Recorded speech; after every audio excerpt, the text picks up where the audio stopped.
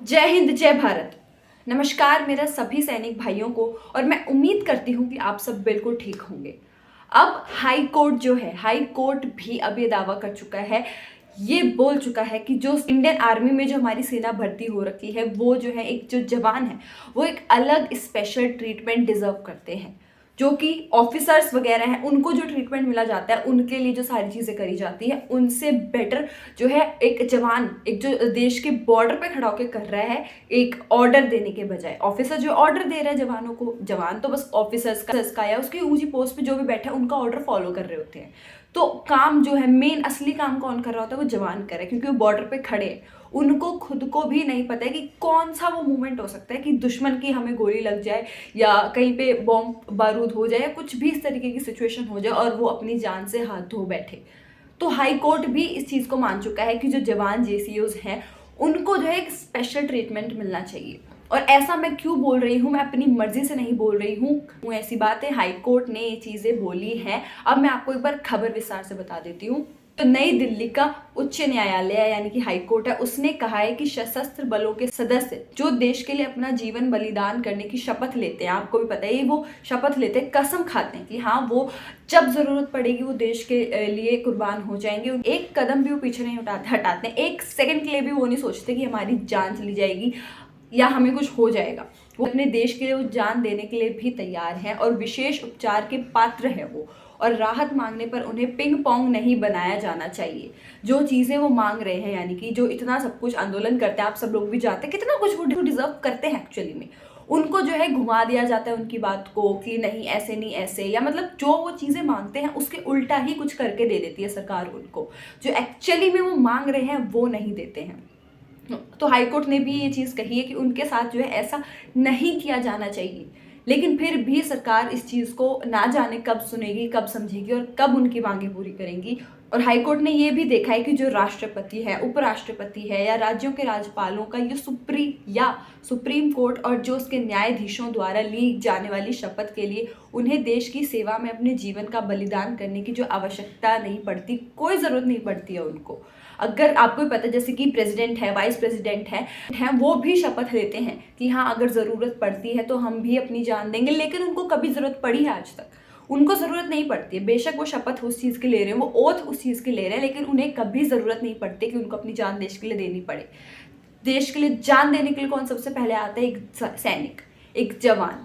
वो आपको मौका नहीं देगा, वो किसी मंत्री को, सरकार का कोई भी मेंबर हो, वो मौका ही नहीं देगा कि उनको हमारे लिए जान देनी पड़े। वो खुद आगे आ जाएंगे, हाजिर हो जाएंगे उनके कि हम पहले मरना चाहते हैं, हम पहले जान देना चाहते हैं, हम पहले शहीद होंगे और आपको हम सेफ रखेंगे। और जबकि ये जो है सिर्फ सशस्त्र बलों के सदस्यों को संविधान और अन्य कानूनों के तहत राष्ट्रपति या उनके ऊपर नियुक्त किसी अधिकारी द्वारा जारी आदेश का पालन करने की शपथ लेनी होती है, यहाँ तक कि अपने जीवन के जोखिम पर भी।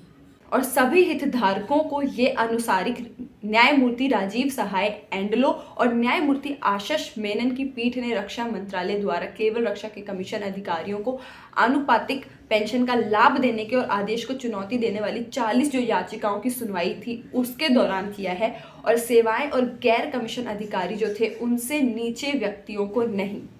तो जैसा कि आपने सुना, यानी कि उनका कहना यही है कि चाहे कोई इंडियन आर्मी का हो, चाहे नेवी का हो या एयरफोर्स का हो, सभी ये शपथ खाते होते हैं कि जहाँ पे भी जंग छिड़ेगी, लड़ाई होगी, दुश्मन हम पे हमला करेगा या कुछ भी इस तरीके की सिचुएशन आती है, तो कौन खड़ा होता है आगे? एक सैनिक खड़ा होता है।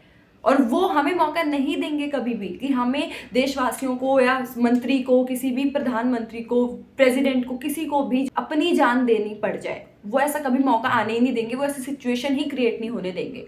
और अगर एक सैनिक इतना सब कुछ सोच सकता है, बिना सोचे समझे अपनी जान दे सकता है, इतना सब कुछ देश के लिए कर सकता है और बिना कुछ एक्सपेक्ट किए, एक सैनिक कभी ये नहीं सोचता है कि अगर मैं अपनी जान दे रहा हूँ तो मेरे मरने के बाद जो है मेरे घर वालों को 1 करोड़ रुपए दे दिए जाए, 10 करोड़ रुपए दे दिए जाएं।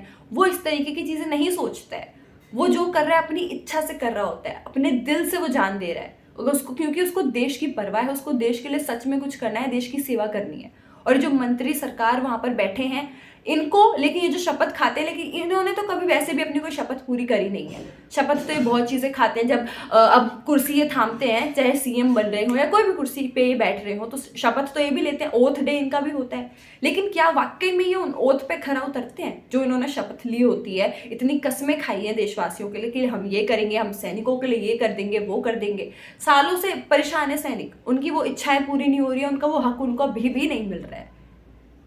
तो मैं बस इस वीडियो से आपको ये चीज़ ही बताना चाहती थी कि हाई कोर्ट भी जो है आपके साथ है, आपके हक में है कि आप जो चीज़ें डिज़र्व करते हैं आपको वो मिलनी चाहिए, और किसी ना किसी दिन आपको वो चीज़ें ज़रूर मिलेंगी आपको। लेकिन होप्स नहीं हारनी है, आप जो कर रहे हैं आपको वो करते रहना है, और हम भी यही उम्मीद कर रहे हैं कि आपको आपका हक बिल्कुल मिलना चाहिए।